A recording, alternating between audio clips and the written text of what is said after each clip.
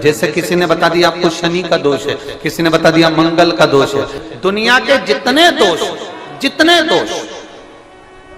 बता दिया, पितृदोष बता दिया, कालसर्प दोष बता दिया, कितना भी अगर कोई दोष बता दे तो पीपल का जो जल वृक्ष में से झड़ता है, कभी कभी आप उसके नीचे हाथ रखकर देखना, थाली रखकर देखना, उसमें पत्थर पर देखना, तो वहां पर भी पानी के निशान आपको मिलेंगे, बूंद के निशान मिलेंगे।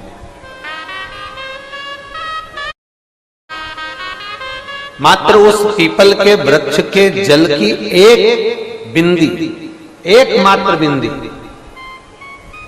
पीपल के वृक्ष के झड़ता हुआ जल की एक बूंद का स्पर्श, भले वो सूख गई हो, उसका एक स्पर्श मात्र जहां पानी नीचे की ओर गिर रहा है, उतनी परिधि, उतनी जगह के बीच में जहां से पानी गिरता है, बस उस स्थान पर अगर वो उंगली अपना नाम और गोत्र का स्मरण कर कर भी लगा दी जाए और एक लोटा जल चढ़ा दिया जाए, तो ये जितने दुनिया के दोष हैं वो अपने आप समाप्त हो ही जाते हैं। शंकर की भक्ति का है मूल बिंदु। लोग कहते हैं शनि चढ़ गया, 7.5 लग गई, ढैया लग गई, राहु लग गया, केतु लग गया, बृहस्पति लग गया, मंगल लग गया। शिव महापुराण की कथा कहती है कोई भी ग्रह लग जाए, घर में से एक लोटा जल भरो, शिव जी पर जल चढ़ाना प्रारंभ करो, सारे ग्रह अनुकूल हो जाएंगे। तुम्हारा कोई भी ग्रह प्रतिकूल नहीं हो सकता, कोई ग्रह तुम्हें तकलीफ नहीं दे सकता, सब तुम्हारे अनुकूल हो। शनिवार के दिन जो पीपल के वृक्ष में सरसों के तेल का दीप लगाता है, उसको शनि कभी परेशान नहीं करता। एक बात हमेशा ध्यान रखिएगा, मान लो अगर कोई भारी रोग ऐसा शनि महाराज के कारण हो गया हो, अच्छे काम करते करते उल्टे हो रहे हैं, होते हैं किसी किसी के साथ में, विपरीत परिस्थितियां आ जाती है, अच्छा करने जाओ बुरा हो जाता है, अच्छा कर्म करने जाओ बुरा हो जाता है। तो पीपल के वृक्ष की जो छाल होती है, छाल देखिए, पीपल के वृक्ष में जो छाल लगी होती है, उस छाल को घिसकर चंदन बनाकर भगवान शंकर का स्नान कराकर, अभिषेक कराकर, पूजन कराने के बाद में पिपलेश्वर महादेव का नाम लेकर, कौन से महादेव? पिपलेश्वर महादेव का नाम लेकर वो जो घिसी हुई छाल होती है, उस छाल का तिलक भगवान शंकर को लगा लो और उसी का थोड़ा सा भाग अपने कंठ पर, मस्तक पर लगाना प्रारंभ कर दो।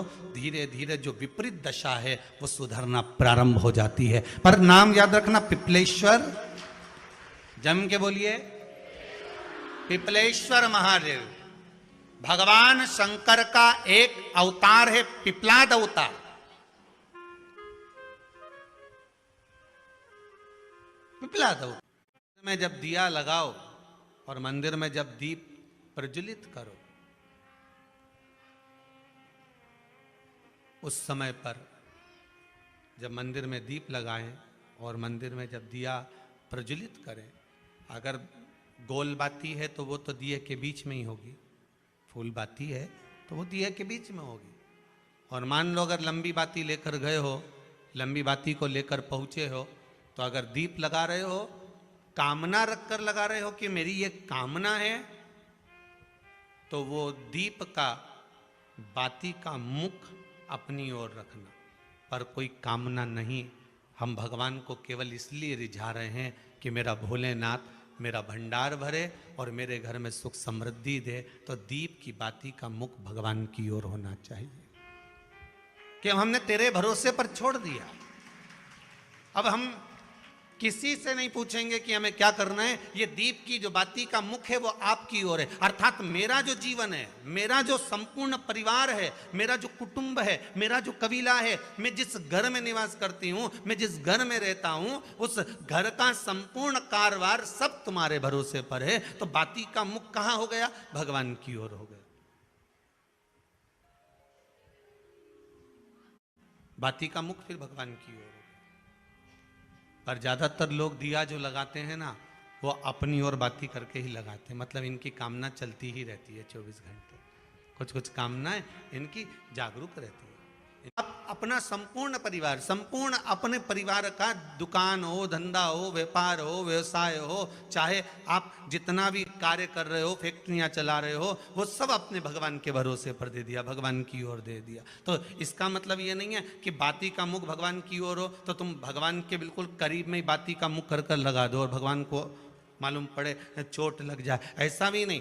जब भी दिया लगता है, आप बहुत ध्यान देना महाराज, अगर भगवान जिस स्थान पर बैठे हुए हैं, अगर दिया हमको रखना है, भगवान जहां विराजमान है, दीप जब भी रखा जाता है भगवान के सामने, तो अपन जहां विराजमान है उससे भगवान और अपने बीच में कम से कम 2 बीता की दूरी तो होना ही चाहिए, जिससे भगवान को भी चोट ना लगे, भगवान को भी घात ना लगे। शंकर के शिवालय में जाओ, शिव के शिवालय में 3 स्थानों का स्पर्श अवश्य। किसी मंदिर में शंकर जी के शिवलिंग को छूने नहीं देते, जैसे दक्षिण साइड में, साउथ में। तो अपने ही घर में जो शिवलिंग है उसके 3 स्थानों का स्पर्श अवश्य समझिए। पहला, शंकर भगवान के जहाँ से जल बहता है उस स्थान, ये जलाधारी है, जल बहता है, ये शिवलिंग है, यहाँ से जो पानी नीचे की ओर जाता है उस स्थान का स्पर्श अवश्य करें। दूसरा, शिवलिंग का जो गोल भाग है, उस गोल भाग में कहीं पर भी अपनी हथेली का स्पर्श अवश्य करें। तीसरा, शंकर भगवान के शिवलिंग का जो ऊपर का भाग है वहाँ अपने अस्त्र का स्पर्श अवश्य करें।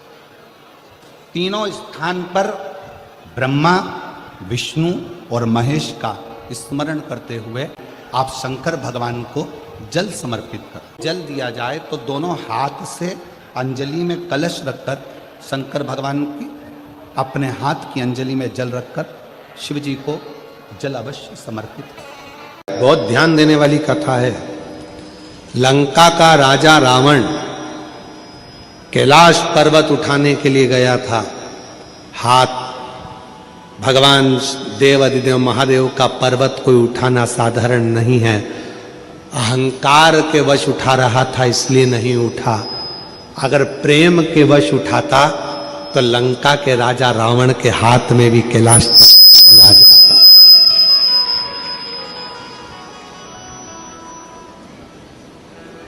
यदि प्रेम वश उठाता तो